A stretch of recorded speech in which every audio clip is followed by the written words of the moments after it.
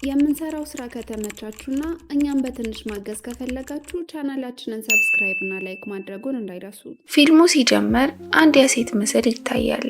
ከዛም አንድ የተቀመጠ ሰው ሰዓቱን 9 ሰዓት መሆኑን ያይና በሩን ይመለከታል። ግን ማንም አይገባም። ያዝንና ይወጣል። ከዛም ላስ ቬጋስ ውስጥ የአስማት ትርኢት ለማሳየት መድረክ ላይ ይወጣል። ክሪስ ነገሮች ከመፈጠራቸው በፊት የወደፊቱን መናገር ይችላል። ሾው እያቀረበ ሴቷ ያረገችውን የአንገት ሀብል እንደሚወድቅ ይነግራታል። ሀብሉም ይወድቃል። ሰው ያጨበጭብለታል። ከታዳሚዎቹ መካከልም 2 ሰዎች ተቀምጠዋል። አንዱ ዞር ይልና እርግጠኛ ነሽ ስለ ክሪስ ብሎ ይጠይቃታል። ከዛም ክሪስ ሲጨርስ ይወጣና ቁማር መጫወት ይጀምራል። ቁማር የሚጫወቱት ሰዎች እንዳይነቁበት ብሎ ትንሽ ገንዘብ ብቻ ነው የሚያሸንፈው።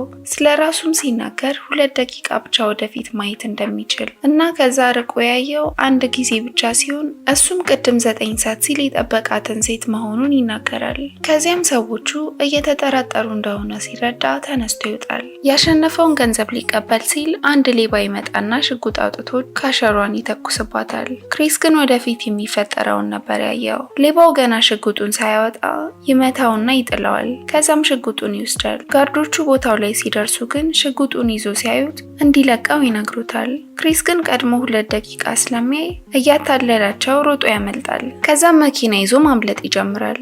ግን ፖሊሶች ያሳዱታል። ከዛም በባቡር ሲገጭ ያያል። ክሪስ በጣም መኪናውን ያፈጥነውና ከባቡር በፊት ቀድሞ ያልፋል። ሌሎቹንም ያመልጣቸዋል። ቀደም ሲል ሲከታተሉት የነበሩት 2 የኤፍቢአይ ሰዎች መሆናቸውን እናያለን። ከዛም ካሊ ለአለቃዋ ክሪስ ትልቅ ታለንት ያለው ሰው እንደሆነ ለአለቃዋ ትነግረዋለች። እሱ ግን ከራሻ የጠፋ የኒውክሌር መሳሪያ ወደ አሜሪካ እንደገባና ሁሉም ሰው እሱ ላይ እንዲያተኩር ይነግራታል። በ5 ቀን ውስጥ እንድትይዘው ይነግራታል። ከዛም ካሊ ወደ ካሲኖ ትመለስና ዋና ኃላፊውን ታናግረዋለች። እሱም እንዴት እንዳመለጠ እንደማያውቅ ይነግራታል። ከዛም ክሪስ ወደ አንድ ጋራጅ ሲገባ እናያለን። እዛም አንድ እድሜው ከገፋ ሰው ጋር ያወራል። ከዛም $20,000 ይሰጠዋል።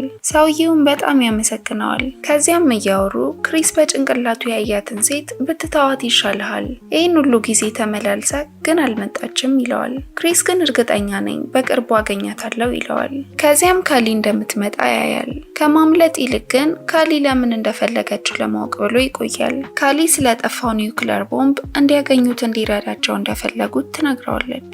እሱ ግን የወደፊቱን እያየ ስለነበር ከመምጣቷ በፊት ይወጣና ያመልጣል። ክሪስ እንደለመደው ካፌ ሄዶ ይጠብቃት ጀመር። 9 ሰዓት ሲሆን ዞር ብሎ ሲያይ በጭንቅላቱ ሲያያት የነበረችው ሴት ስትገባ ያያል። ክሪስ ሊተዋወቃት ይሞክራል። መቀመጥ ይቻላል ይላታል።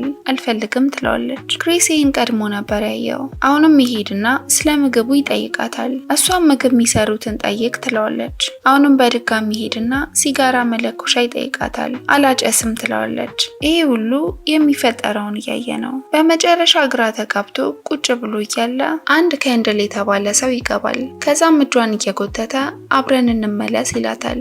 ሊዝ እንዲለቃት ትነግረዋለች። ክሪስ ይህን ሲያይ ሄዶ ሊያስቆመው ይሞክራል። ከዛም ሊደበድበው ሲሞክር ክሪስ ቀድሞ የሚሆነውን ስላየ የሚሰነዝርበትን ሁሉ ይሸውደው ጀመር። ሊዝ ተነስታ ትታቸው ትወጣለች። ክሪስ አሁንም ይሄ እንደሚፈጠር ሲያይ ሊዝ ጋር ሄዶ ከንድል እንዲለቃት ይነግረዋል። ከንድል ተነስቶ በቦክስ ሲመታው ይመታለታል። ከዛም ሊዝ አዝናለት ታነሳውና ማውራት ይጀምራሉ።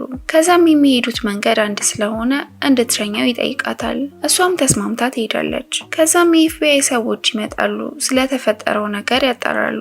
ከዛም የኒውክሌር መሳሪያው ከወደብ ተጭኖ ሲገባ እናያለን። ወንጀለኞቹም ኤፍቢአይ ክሪስ ላይ ይሄን ያህል ጊዜ ካጠፉ የሚያውቀው ነገር ስለሚኖር እንዲገደል ትዕዛዝ ይሰጣሉ። ክሪስ እና ሊዝ ወደ ገጠራማ ቦታ ይሄዳሉ። ሊዝ በሳምንት አንዴ የሄደች ህፃናትን እዛ ቦታ ታስተምራለች። ልጆቹ ክሪስ ፍቅረኛሽ ነው ብለው ይጠይቋታል። እሷ ግን እንዳልሆነ ትነግራቸዋለች። ልጆቹ ግን ፍቅር ይዞታል ካንቺ እንዴት እንደሚያይሽ እዩ ይሏታል። ከዛም ሲመለሱ መንገዱ በዝናብ ምክንያት ስለተዘጋ ተብለው ይመለሳሉ። ከዛም ክሪስ አልጋው ላይ ተኚ ብሏት እሱ መኪና ውስጥ ለመተኛት ይገባል። ኤፍቢአይ ክሪስ ያለበትን እየተከታተሉት ነበር። ከዛም ወዳለበት ቦታ ሊይዙት ይንቀሳቀሳሉ። ሊዝ ከሻወር ስትወጣ ክሪስ አበባ ይሰጣታል፣ እንደምታምርም ይነግራታል። ከዛም መሳሳም ይጀምራሉ። ካሊ በሄሊኮፕተር ክሪስ ወዳለበት ቦታ እየሄደች ስልክ ይደወልላታል። ክሪስም ከኤፍቢአይ ውጪ ሌሎች ሰዎችም እየተከተሉት እንደሆነ ይነግሯታል። ክሪስ ከሊዝ ጋር ሆኖ ከእንቅልፉ ሲነቃ እናያለን። ከዛም ሊዝ ከቤት ውስጥ ወጣ የኤፍቢአይ ሰዎች ይዟትና ስለ ክሪስ ፓወር ይነግሯታል። ከዛም ክሪስን የሚያስተኛ ድራግ እንድትሰጠው ይነግሯታል። እሷም ትስማማለች። ወደ ቤቱም ተመልሳ ቁርስ ልስራለት ትለዋለች። እሱም ይስማማል። ከውጭ የወንጀለኞቹ ሰዎች በስናይፐር ክሪስን ለመምታት እያነጣጠሩ ነበር። ሊዝ ድራጉን መጠጡ ውስጥ ትጨምርና ለክሪስ ትሰጠዋለች። ሊጠጣውም ሲል ሊዝ ታስቆመውና ስለተፈጠረው ነገር ሁሉ ትነግረዋለች። ክሪስ መጠጡን በሌላ ይቀይረውና በረንዳ ላይ ወጥቶ ኤፍቢአይ እያየው ይጠጣል።